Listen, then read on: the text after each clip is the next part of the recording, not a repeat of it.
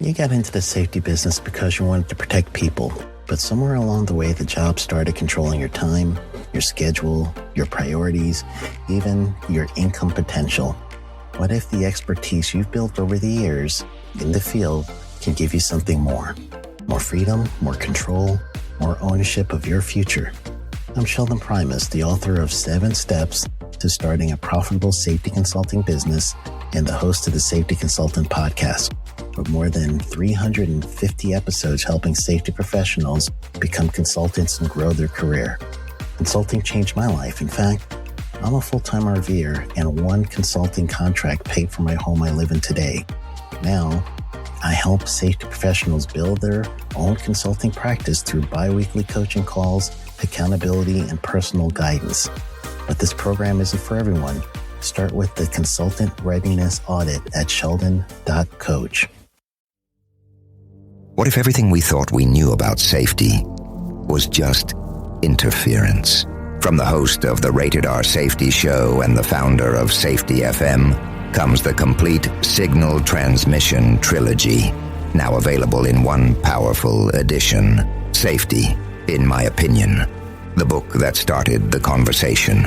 Safety Mutation, where the boundaries of culture, systems, and belief begin to break.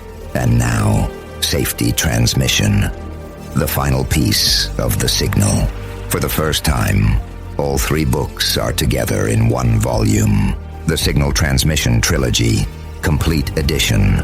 This isn't just about compliance. It's about consciousness. It's about decoding the way we think, lead, and live, inside and outside the system. Whether you've been following the signal since the beginning or you're just now tuning in, this is the version to own. Search Signal Trilogy on Amazon or visit safetyfm.com to get your copy now.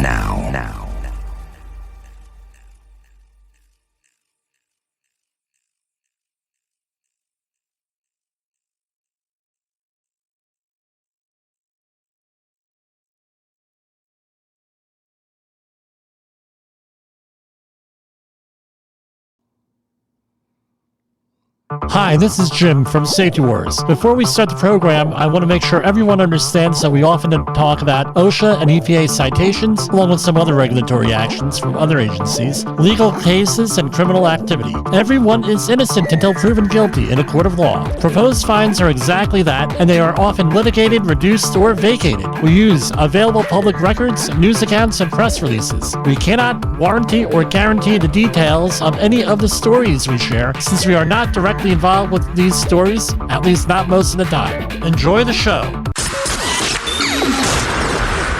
This show is brought to you by Safety FM. Hello. Welcome to Safety Wars, Wednesday, May 13, 2026. Program like 546 now. I can't believe it. Jay Allen and I were just talking about this yesterday. Can't believe this. I don't know. On the Jay Allen show, he got up to 777, the magic number. Now he does the Rated R Safety Show and some other stuff. So, running a radio station. I don't know. Got to be several thousand programs on the Rated R Safety Show that originally started out as a rant, right? Thus the Rated R Safety Show, right? You gotta love all these things that just start to pop up on the computer screen. A lot of stuff going on out there with the with what's going Now, with the Francis Scott Key Bridge, we're going to revisit some of that later on. But I just wanted to talk about Now, this is going to be a repeat for some of you people who heard the audio cast last night, the podcast. So we're going to repeat some stuff, and we're going to not repeat some stuff. All right. So here we go. You know what? Let's start right off the bat with features story news and get that going, and then we'll have everything else all set up here.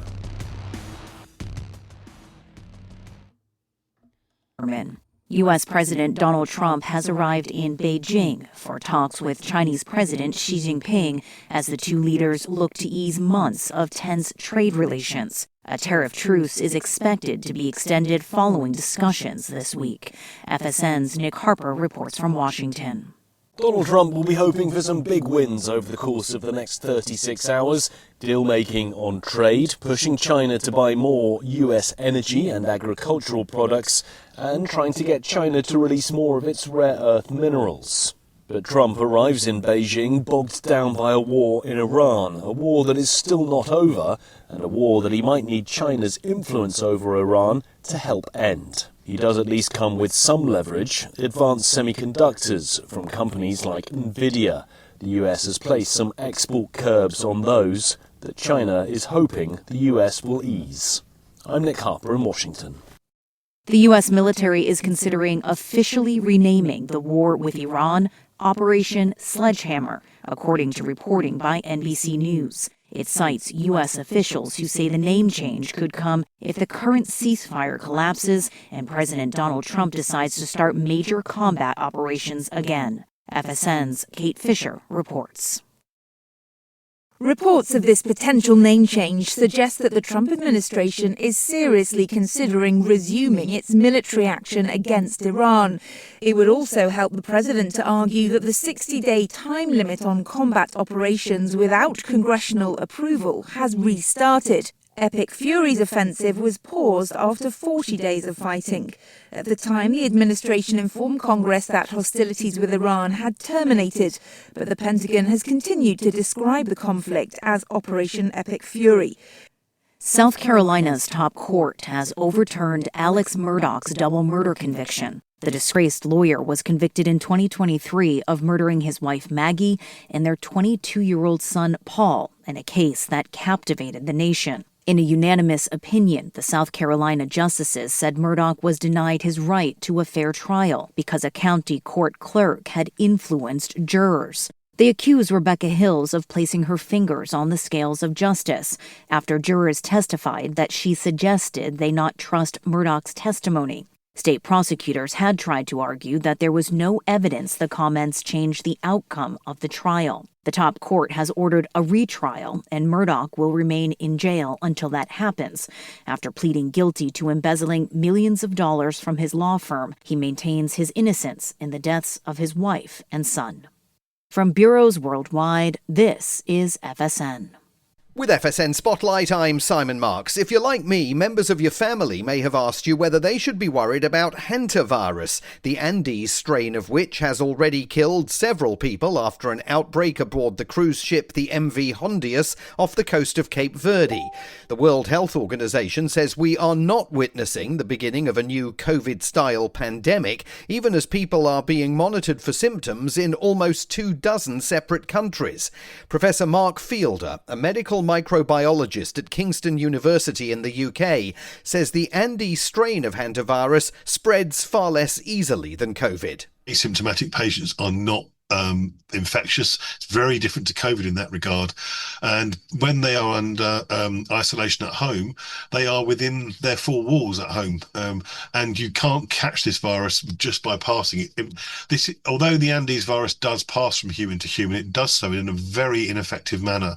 So you have to be in very close contact for prolonged periods of time for the remotest chance. So if you're living next door to someone, it won't be a problem. Despite concerns about passengers leaving hospital isolation early, he says strict monitoring will be in place. Investigators are still working to identify how passengers aboard the Hondias contracted the virus, with one theory now pointing to a bird-watching excursion near a waste site before the cruise departed.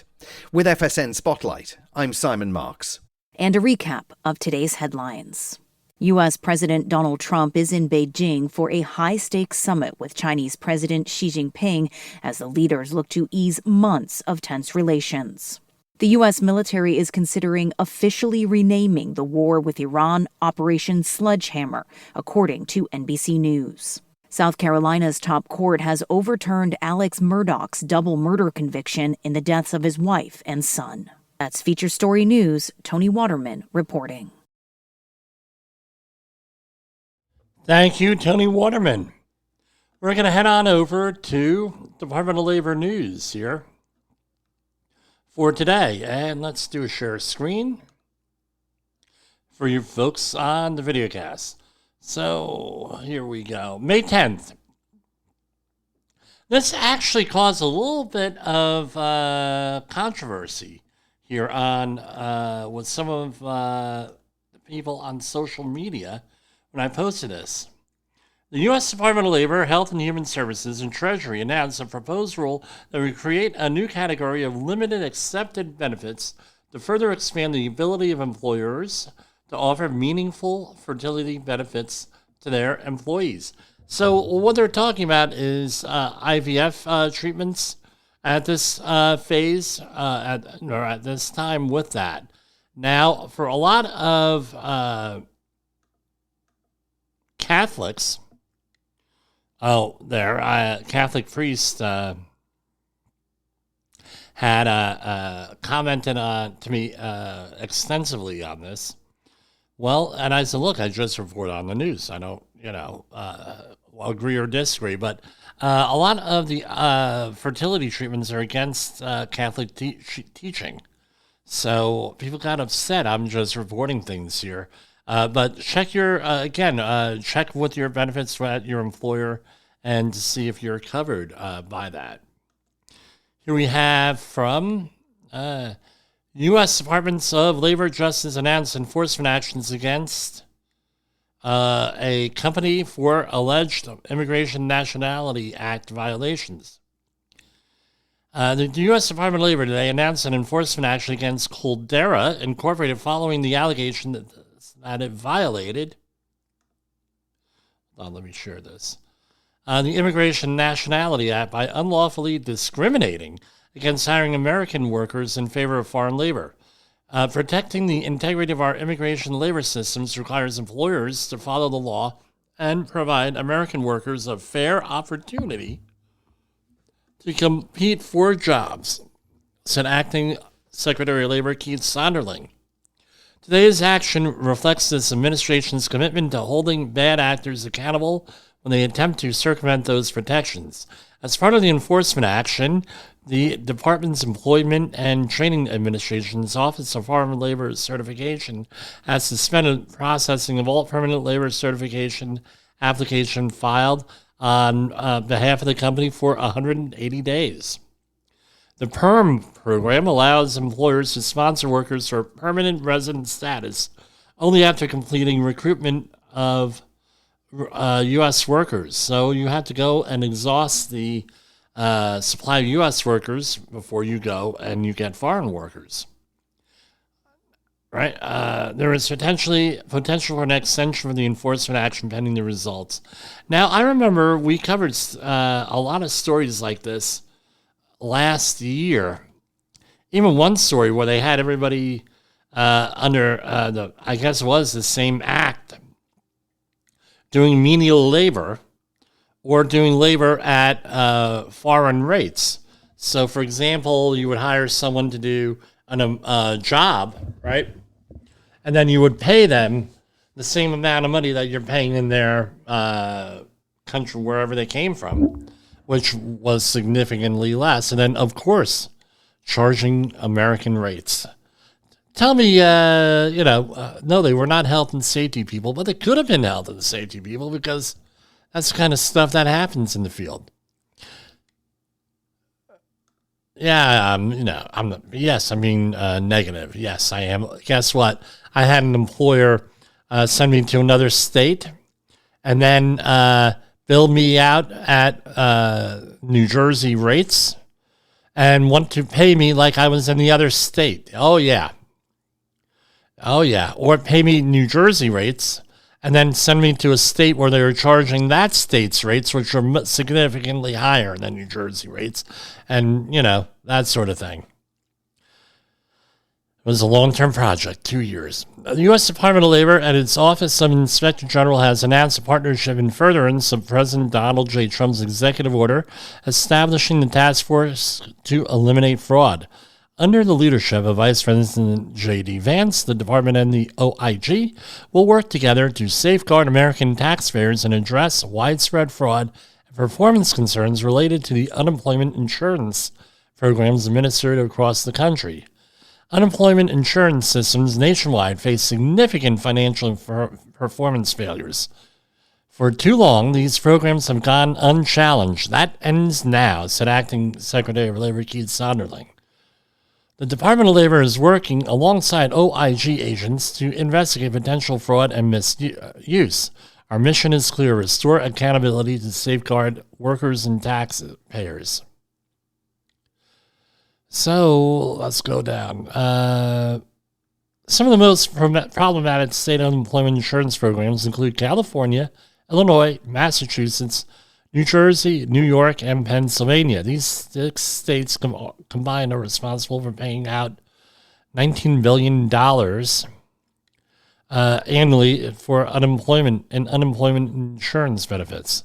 Fiscal year 2025 alone, these 6 states issued more than $2.6 billion in improper benefits, including over $1.2 billion in fraudulent payments.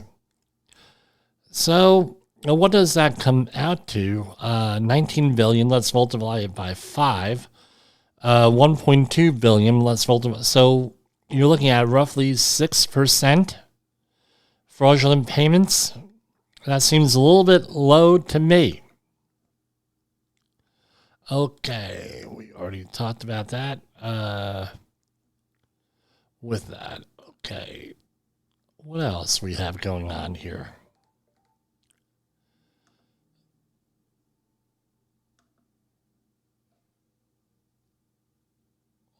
U.S. Department of Education, U.S. Department of Labor announced a historic expansion of WOIA, Combined State Plans. As Workforce Innovation and Opportunity Act state plans to address workforce challenges and employer needs compared to 9 states.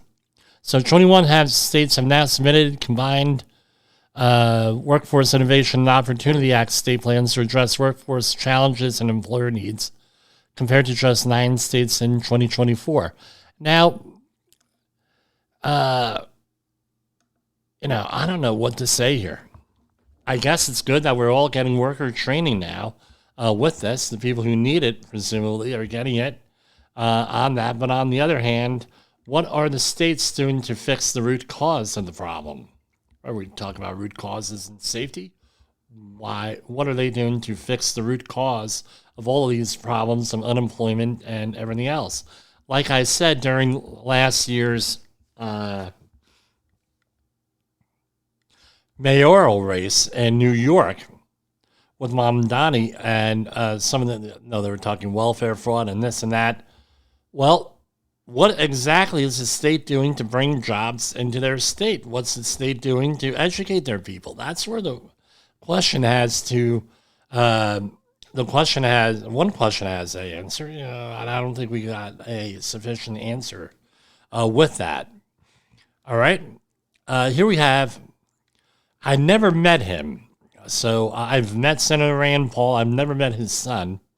And if I did, he would have been very young when I did. The adult son of Senator Rand Paul launched a vile anti-Semitic and homophobic tirade at Mike Lawler.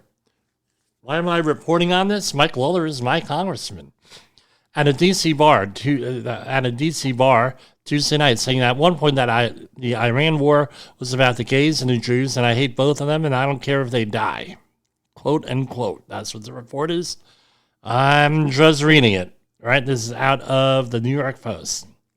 In a phone conversation recounting the evening, Lawler told the Post that he was sitting at a popular D.C. bar with a friend and a reporter for Notice, which first revealed the incident.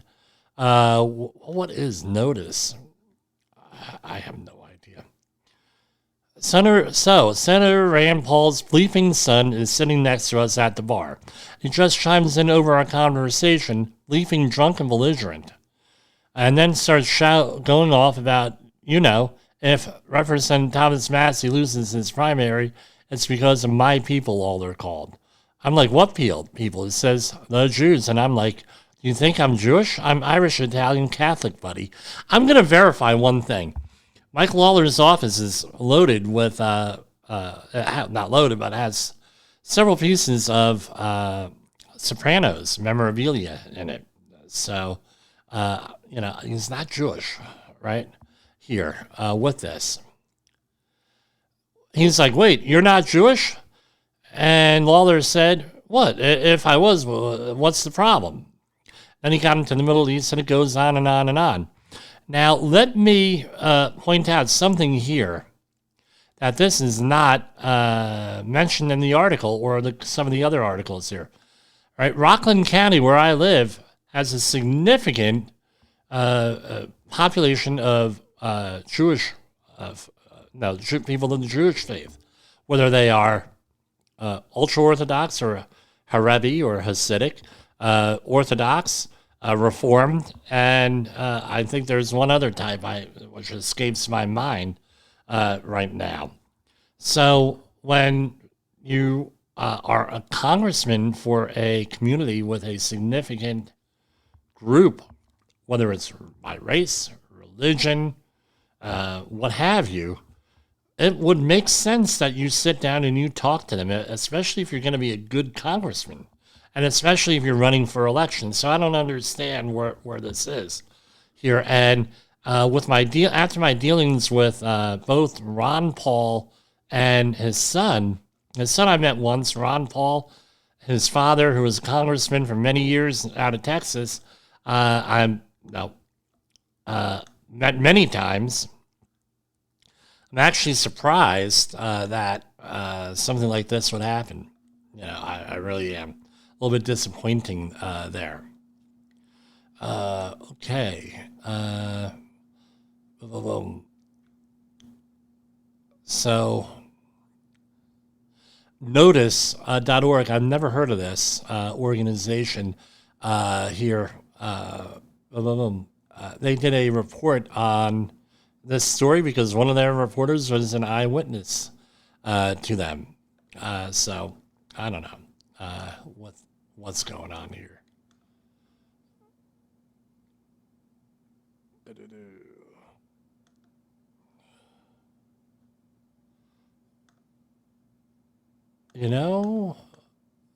Internet connections stink here. All right, now Iran. This is from here, actually. Okay. Here we have $1 million SNAP food stamp fraud scheme in Walton's backyard sparks outrage.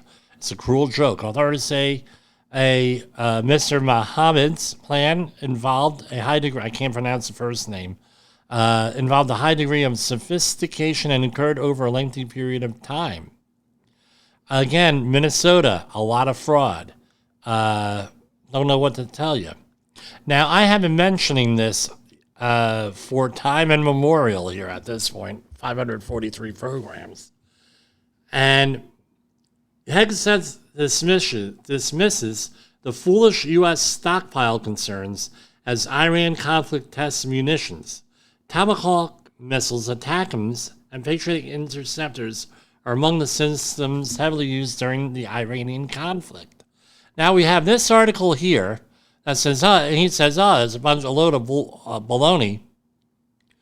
I have articles lined up here that say, far from it, it's going to take 5 to 10 years to rebuild our stockpiles. Well, let's see. And when did this start? I mean, I was having a conversation with a family member with just regular ammunition, right? Because of the smelting plants in this country, United States, being closed in the 2010s, and the federal government, with the obscure branches of the federal government, who you would think would have never had to buy small arms ammunition, and bought it out during the last days of the Obama administration. With those things, there's an ammunition shortage. We don't have the capacity there. We've been saying that for a long time. If you're a hunter, you're being impacted since about 2011 with this stuff.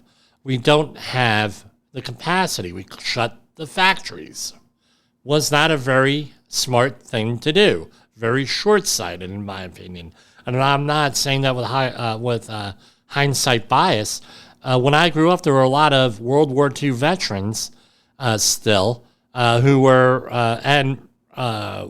veterans and people alive that weren't eligible for World War II for the draft. There were still a lot of those folks around. And we used to go hunting and fishing with them. My father, brothers, and I, they'd say, yeah, during World War II, we didn't hunt at all because there was an ammunition shortage.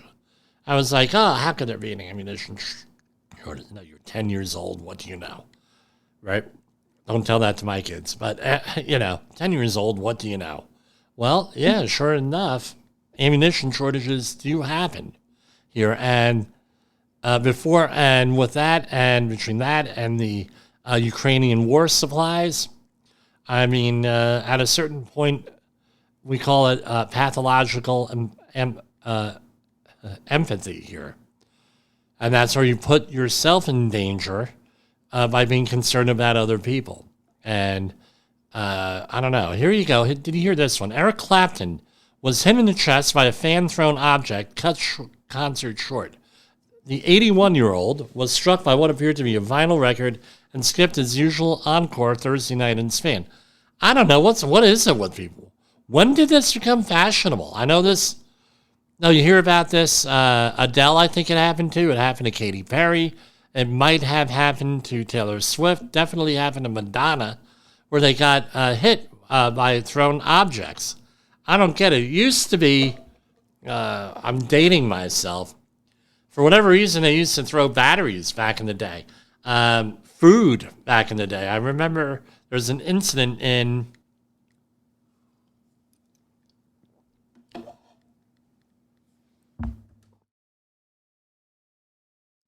pardon me, I had to clear my throat. Allergies are killing me. Let's go to commercial break while I do what I need to do here. Safety Wars is streaming now. SafetyFM.com. Is your safety training old, stale, and hackneyed? Is your safety trainer still preaching a warped version of behavior-based safety? How about safety training that actually addresses your hazards in your workplaces and is not standardized baloney from 25 years ago? Contact the Safety Wars team at safetywars.com or call Jim Posel at 845-269-5772. Remember, if you're receiving this message, you are the solution to unsafe workplaces. All right, everybody. Sorry about that. So back in high school, I know that people were throwing food out at a soccer game that got into big trouble.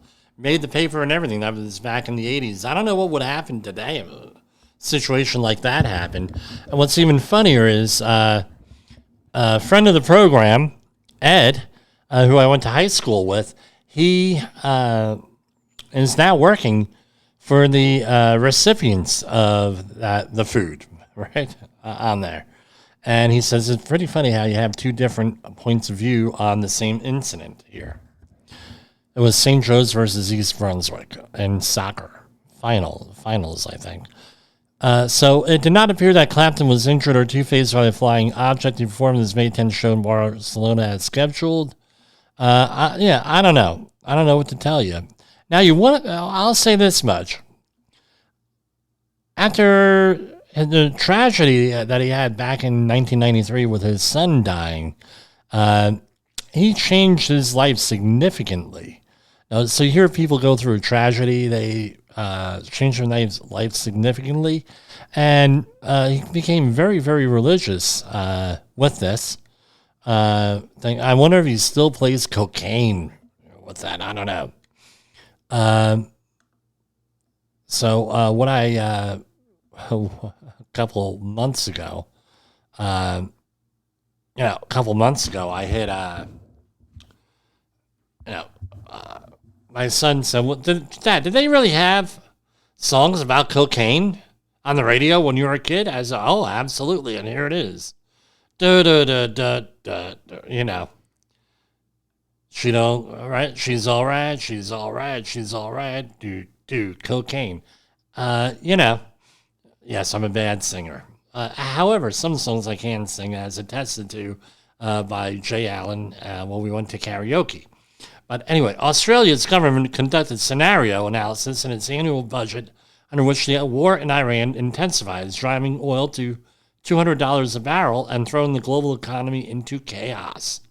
This could occur if the conflict is protracted or if escalation further damages energy and export infrastructure across the Middle East and shuts off oil supply from the region.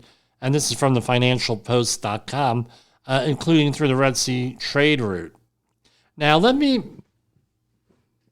comment on this. I'm too young to remember the 1974 oil crisis or energy crisis, but I do remember it was pounded into our head, right? Pounded again and again at home, not physically, but you have to shut the lights off before you leave the room. And this is also shortly after the first Earth Day. And all of these energy-saving things that we got into the habit of, that we grew up in, and it even caused a problem when I went to school because the parent-teacher conference in kindergarten and first aid, Mrs. Posel, we don't understand. Every time Jimmy leaves the classroom or leaves a room and there's nobody in it, he shuts the lights off. And he insists on shutting the lights off to save energy. And my mother says, well, that's what we raised him to do with that. So like pervasive. And then 78, 79 when the Iranian, and 80 when the Iranian oil crisis hit, there, right, 47 years ago. And that was a different cause. It was middleman issues here. What happened was it was not pretty. That's when everybody went out and bought wood-burning stoves, which I just got rid of. My dad's a couple of years ago from 78. People went out and biomass, because guess what? Fuel oil was extremely expensive. That's what we used. Waiting in line 3 or 4 hours for gasoline. Oh, yeah, we're going to have gasoline tankers show up at 11 to refill our tanks.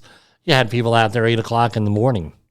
It was not pretty because most of the cars in the 1970s had no air conditioning in the summer, and you were listening to AM radio. Maybe that's how I became an AM radio guy.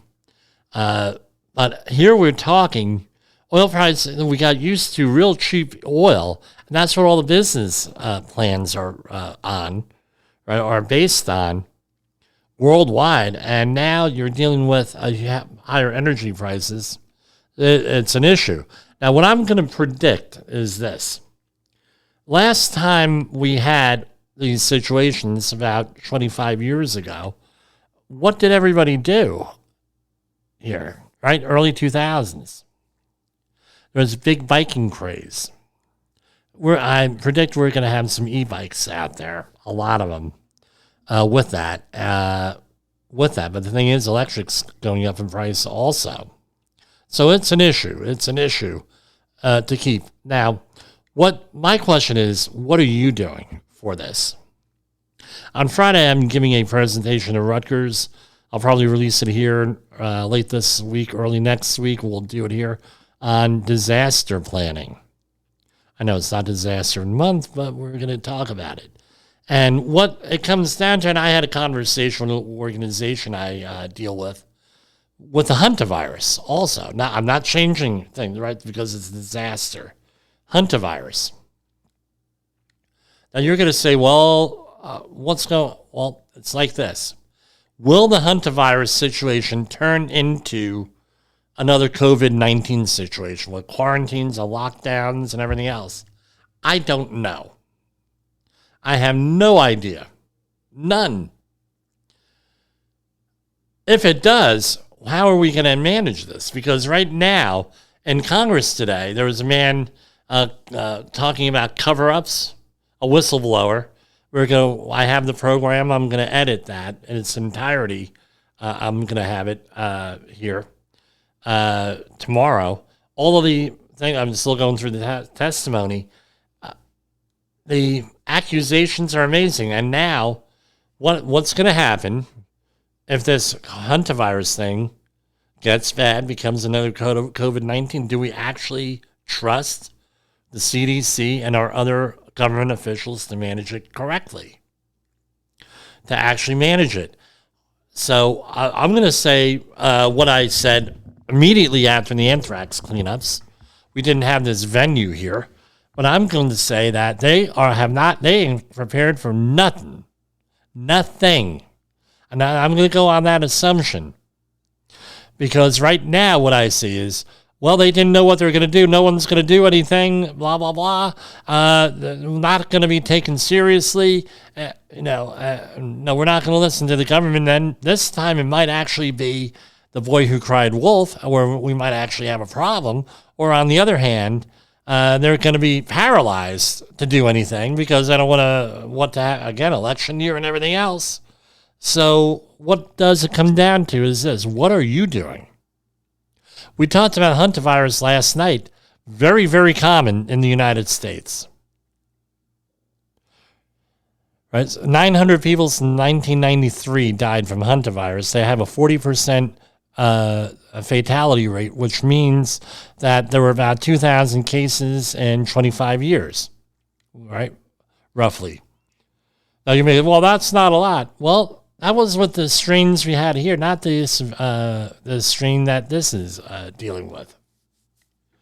It was the WHO updated their guidelines on Hantavirus recently, like in the last couple of weeks.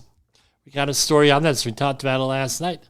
The whole thing is, what are you going to do? What are your plans? Do your plans need to be updated if you own an organization? If you're managing, do your plans need to be updated? Just saying, well, we're going to do what the CDC says. I don't know if that's I'm sorry. I don't know if that's the answer we're looking for here. Not the answer I'm going to give. So back during the anthrax cleanups, 2001, right, it was obvious to me that the Centers for Disease Control, and I can't go in it, I have an NDA with that, Centers for Disease Control did not know what they were doing with that. Very good at what they do. Managing an emergency like that, not so good. Making recommendations without confusing people and other lawmakers, not so good. What's the other thing? All right, what's the other thing? During I had a conversation with one of my neighbors who is a very high up person in the education field in Rockland County. Right, she is the head of an education organization. And we were talking, and she said, she found out what I do. I said, well, this is what the problem is. I said, we have an emergency now. Now is not the time where we start debating the Stafford Act. When all is said and done, that's when we need to do that and do a after action thing, which Congress did last December, I believe it was, on COVID, and find out how we can improve the laws in our systems, make them more resilient and more consistent. Hasn't happened, to my knowledge. That hasn't happened. Now, we're to the point, well, hey, we're not going to talk about it, so that's fine. All right, here we have from the Mirror. I covered this story yesterday. We're going to cover it again with some commentary. Dutch hospital workers forced to quarantine after possible Hantavirus exposure due to PPE failure. They failed to follow specific, strict protocols set by the hospital to contain the Hantavirus infection. and will now remain in preventive quarantine for 6 weeks as a result. Sounds like you're blaming the employee here, doesn't it? Why? Right? So I tell you what, I don't have this up and ready to go. What I'm going to do is, right? NIOSH hierarchy of controls pyramid. Let's get that up here. So this is directly from NIOSH. And let me zoom in on it for your viewers at home. If you've been in safety like more than 2 weeks, you probably have seen this. And at the top of the pyramid, you have elimination in blue, then substitution underneath it in green, engineering controls, administrative controls, and PPE. So elimination, physically remove the hazard. Substitution, replace a very dangerous situation with a less dangerous situation. And engineering control, isolate people from the hazard. Then you have administrative controls, change the way people work. Also, changing the rules. Then you have PPE, protect the worker with PPE. And the PPE is the least desirable thing you could do. And hold on. I'm getting all these pop-ups here. All right. So what's my point here? Elimination is most effective. PPE is the least effective. Here we have a deadly thing here, right? 40% failure rate. And there's, well, the PPE, they weren't wearing the PPE. Well, this points out what the problem is with the PPE. PPE is a last resort. Why? Because you have to set rules. Why? Because when you set rules, people have to follow the rules to make things safer. Again, I did not say safe. Safer. It's barriers of control. And you have safeguards. You have controls in there. What this is they failed. How about the hospital failed to enforce rules? How about the hospital failed to set up a system that, right? Maybe the hospital failed to set up a system so maybe this wouldn't happen. Perhaps they should have had a manager or supervisor there on, hey, guys, gals, people, gotta, this is serious. We change our protocols, which is what they're saying here. Gotta change, right? And you have to be there with that. So they were handling the blood and urine of an infected person who had been on aboard the vessel. Despite the risk reduction infection being low, the 12 healthcare workers remain in preventative quarantine for 6 weeks as a precaution. Right? And I get, hey, they weren't wearing PPE. How many of us during COVID, I wasn't one of them, but there were a lot of people. Well, he got COVID, and he didn't take any precautions. Shame on him. It's a good thing that they died. We're trying to thin out the herd here. That's why people think this is where the blame game ends. You're happy because people died. Or they deserved it. Oh, yeah, that happened. I heard that a long time, a couple of times. Well, no, and it's going to come out soon that this isn't a real virus. Watch. That's the next thing. This isn't a wait in your work area. I stopped counting at about 75 people from a make-believe virus dying in my life that were either nobody in my family died, but friends and friends of friends and family members and coworkers, right? Stopped counting at about 50. I estimate it was well over 100. I had a running list, right? Here we have from the Sun UK, higher spread. Key development that would force U.S. schools to close their Hantavirus fears as travelers from rat virus ship return to U.S. Concerns are continue to grow over how the Hantavirus outbreak could affect the U.S. after one American tested positive for the rat-borne disease. Some fear that schools could close again. That was my word, again, if the Hantavirus outbreaks were to pose a greater risk to the public. But health experts have revealed an unlikely development that would need to happen for a shutdown. Know what it would be, right? Here you go. Let's see what they say, and I'm going to tell you what the real answer is in the United States. Since the outbreak on the cruise, 3 people have died and several others have tested positive. Blah, blah, blah. We know that from infected rodents. The WHO previously confirmed the strain in the outbreak of the Andes virus, which can be transmitted between humans and through prolonged close contact. Okay, same thing with COVID, close contact. What does that mean? I don't know. What does that mean, close contact? 6 foot or closer? Oh, you're living with the person. Sharing the same forks, knives, and spoons? Family style eating? What does that really mean, close contact? Nebulous terms, right? 18 Americans, including one British dual citizen who decided to quarantine the U.S., landed in Omaha, Nebraska, just before 2:30 a.m. on Monday. Well, did you see the bus that that some of these people are driving inside this country and outside this country? Everybody's all dudded up on the bus, except for the bus driver.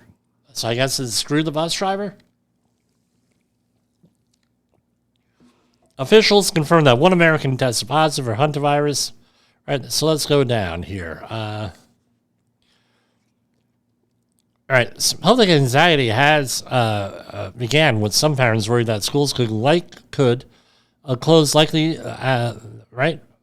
Like they did in COVID-19. Jennifer Dunphy, a doctor of public health based in California, told The Sun on Tuesday that school closures are unlikely. There's zero probability. Okay. We've all gotten, I think, a little bit smarter. If you've been listening to the programs on Safety FM, you definitely have gotten a lot smarter than you have. And if you listen to this program, you got a lot smarter. All right? We have a thing here. We just rescinded a lot of the pandemic restrictions, right, in the laws, right, when the new administration came in the regulations. We have a thing here called the General Duty Clause, right? You say, okay, Jim, what does that mean? So just so I don't foul this up, 4 things needed for a General Duty Clause violation. This is what you're going to need, all right? You're going to need to establish, because people listen here, I want to make sure. What's the General Duty Clause? So under the Occupational Safety and Health Act of 1970 and all subsequent reassurances of this law, you have the General Duty Clause, which says employers must furnish a workplace free from recognized hazards likely to cause death or serious physical harm to employees. The clause is applied only when no specific OSHA standard exists for the hazard. Employers are expected to take reasonable steps to prevent or abate hazards, including hazard assessments, providing protective equipment, and training purposes, right? Elements of a violation. Employee exposure. Employees were actually exposed to the hazard. 2, it's a recognized hazard. The hazard is known or should be known by the employer, recognized by the employer. It causes serious harm. The hazard is causing or likely to cause death or serious harm or physical injury. Feasibility abatement. There exists a feasible and effective method to eliminate or reduce the hazard. Okay. Now, COVID had a much lower death rate than what this does, right? You get this, 40% of you is going to end up dead. It's like 38%. They rounded up to 40. COVID wasn't that high. Look at all the issues we had with that. So what would it cause for the schools to shut down? It would cause a school union who is in a state that has a POSHA like New Jersey or something like that covers public employees, and school teachers are public employees, It would take an outbreak in a school, 1 or 2 people coming down with it, God forbid, knock on wood, don't want this to happen, and the union whipping out the General Duty Clause. That's what it would take. You only need one. And as a trained contact tracer, I'm going to tell you this. What would it take for them to shut down a school district? So you have Johnny. Johnny is a nice boy, 9 years old. Johnny takes karate, is involved in Little League, right? If this is in the summer, maybe soccer in the winter, basketball, soccer in the fall, and in the spring in some places, and basketball in the winter. Johnny has 10 kids on his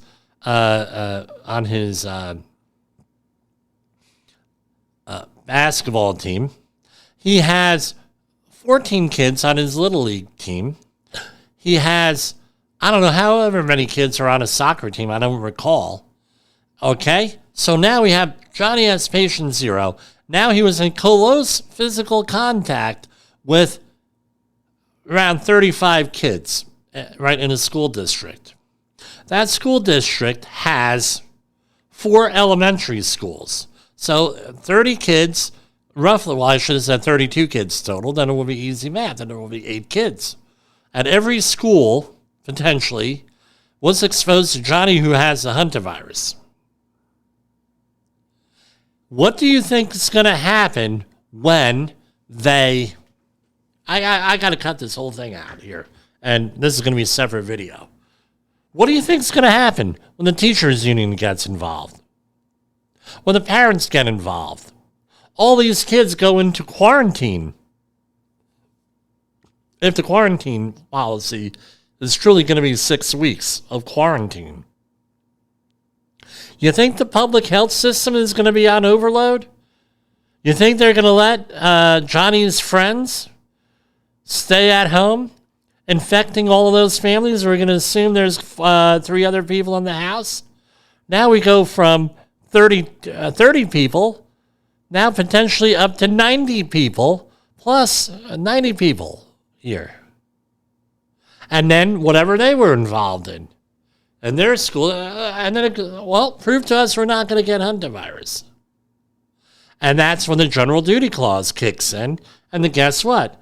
If the unions really wanted, because a lot of the unions never heard of this, even though they all have OSHA outreach training. I talked to a lot of union safety professionals, never heard of the General Duty Clause. A lot of union guys never did, especially in the New York, New Jersey area, where they bought all the stuff on the streets. Oh, yeah. It was going for higher than cocaine in some neighborhoods. So I digress. What's it going to take? So this doctor, very well intentioned, trying to calm the public, right? Right now, there's and I'm not saying anything against Dr. Jennifer Dunphy, because she is, looking at things from her point of view, from her context. There's no medical reason for it, she's saying. I'm telling you, this gets, what do you call it? This goes to a school. One student, because the contact trace is just what I just proved now. Just lay it out for you. That schools are going to be shut. Oh, yeah. So everybody should go. And if you believe in God, if you, when you go to church this weekend, I know I'll be there. My kid's being confirmed. We're going to pray that this thing, quote unquote, blows over and no more deaths happen here or illness. Because I tell you what, they got, election year. This happened during election year. Right now, I don't know how many people have this stuff. I haven't found out that information. We might have a problem here. Now, here's what we have here, right? This is from May 11th, 2026, earlier this week. A new Hantavirus vaccine is in the works. Isn't that what a coincidence? Amazing here. Since 2023, Moderna and Korea University have been developing a new mRNA vaccine for Hantavirus. The product work has been promising so far, but a finished product isn't likely coming anytime soon. What does this mean? Handout. That's what that means, handout. Right? This report comes after an outbreak of Hantavirus occurred on a Dutch cruise ship that sailed from Argentina and disembarked its passengers in the Canary Islands on May 10th. At least 3 people aboard the Hondias died, blah, blah, blah. One of the comments here, I understand that Korea has more affected by Hantavirus, so it makes sense to partner there, but I can't help but note every public-private partnership with not a United States institution, right? Again, the people are blaming Doge for this not being developed in this country. Okay. After what happened on Capitol Hill today, right, and we're going to report on that tomorrow. That's pretty, no, here. Now, lawyers for Key Bridge collapse victims blast dolly operator for alleged cover-up revealed in federal indictment. So how did this happen? From my understanding here, you had a fuel pump and you had 2 backup pumps. The 2 backup pumps were used only for maintenance. Right? They're called flush pumps. And what happened was whoever was in charge here, allegedly the people who were indicted here for this and the entities that were indicted criminally here for this whole situation, right? Again, everyone's innocent until proven guilty here. Liability of the ship's owner, Grace Ocean, is here, and also civil liability, now criminal liability to the people in charge. Here, we won't go into their names. It's not really germane for the situation, right? They basically, allegedly, when the regular fuel pump went out, automatically the backup pumps are supposed to go on and start pumping fuel. That was for the hydraulic systems and the generator and everything else that controls the hydraulics and the steering. Now, since these were jury rigged, right? When one went out, the other ones didn't go on, and it took a while to get them up and running and everything. Now, and the first one shut off because of a loose wire. Apparent cover-up is what they're saying, Department of Justice and everything else. What's there to be learned from this if you're doing construction or anything else? Don't jury rig things and use the equipment you're supposed to be using. That's what it comes down to. Hour-long rant here. Wow. Except for a short commercial break. I will see everybody tomorrow here, where we're hopefully going to be updating some stuff with the program. I keep saying that, but I don't know. It's a work. Believe me. If anyone says that this is not work, they're full of it. The views and opinions expressed on this podcast are those of the host and its guest and do not necessarily reflect the official policy or position of the company. Examples of analysis discussed within this podcast are only examples. They should not be utilized in the real world as the only solution available, as they are based only on very limited and dated open source information. Assumptions made within this analysis are not reflective of the position of the company. No part of this podcast may be reproduced, stored in a retrieval system, or transmitted in any form or by any means, mechanical, electronic, recording, or otherwise, without prior written permission of the creator of the podcast, Jay Allen.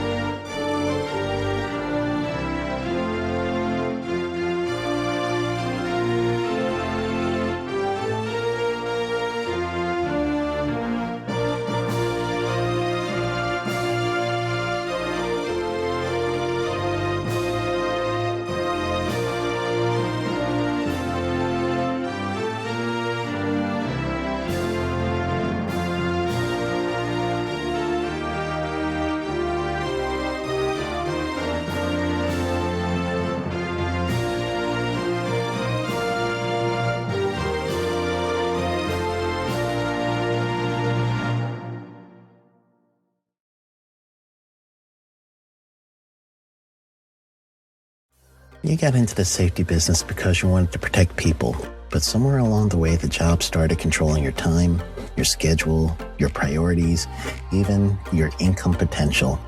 What if the expertise you've built over the years in the field can give you something more? More freedom, more control, more ownership of your future. I'm Sheldon Primus, the author of 7 Steps to Starting a Profitable Safety Consulting Business and the host of the Safety Consultant Podcast, with more than 350 episodes helping safety professionals become consultants and grow their career. Consulting changed my life. In fact, I'm a full-time RVer, and one consulting contract paid for my home I live in today. Now, I help safety professionals build their own consulting practice through bi-weekly coaching calls, accountability, and personal guidance. But this program isn't for everyone. Start with the Consultant Readiness Audit at sheldon.coach. What if everything we thought we knew about safety was just interference? From the host of the Rated R Safety Show and the founder of Safety FM comes the complete Signal Transmission Trilogy, now available in one powerful edition. Safety, in my opinion, the book that started the conversation. Safety Mutation, where the boundaries of culture, systems, and belief begin to break. And now, Safety Transmission, the final piece of the signal. For the first time, all 3 books are together in one volume. The Signal Transmission Trilogy, Complete Edition. This isn't just about compliance. It's about consciousness. It's about decoding the way we think, lead, and live, inside and outside the system. Whether you've been following the signal since the beginning or you're just now tuning in, this is the version to own. Search Signal Trilogy on Amazon or visit safetyfm.com to get your copy now.